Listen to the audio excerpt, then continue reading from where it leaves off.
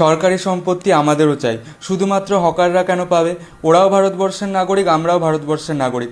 ওরা যদি এই সরকারি সম্পত্তির জন্য রেল লাইনে মাথা দিতে যায় এত বছর দখল করে ব্যবসা করার পরেও, তাহলে আমরা সাধারণ মানুষরা কেন সরকারি জায়গা পেতে পারি না? আজকালকার যুগে সবাই সম্পত্তি চায়, আর এই সম্পত্তিকে কেন্দ্র করে এক একটা বাড়িতে খুন খারাপি মারামারি পর্যন্ত হয়ে যায়। আপনারা নিশ্চয়ই অনেকেই এক্সপিরিয়েন্স করেছেন, প্ল্যাটফর্মে যখন ট্রেনের জন্য দাঁড়িয়ে অপেক্ষা করছেন তখন পেছন থেকে তুই তোকারি করে বলা হয় যে আমার দোকানের সামনে থেকে সরে যা। তখন শুনে মনে হয় নিশ্চয়ই যে আমি তো সরকারি জায়গায় দাঁড়িয়ে আছি, প্ল্যাটফর্মে দাঁড়িয়ে আছি, ও দখল করে আছে গভর্নমেন্টের জায়গা, তাহলে ওর এত সাহস হয় কি করে আমাকে এইভাবে বলার? আজ পার্সোনালি এই হকার উচ্ছেদ অভিযান দেখে আমার কিন্তু খুব ভালো লেগেছে, আমি মন থেকে খুব স্যাটিসফাইড হয়েছি।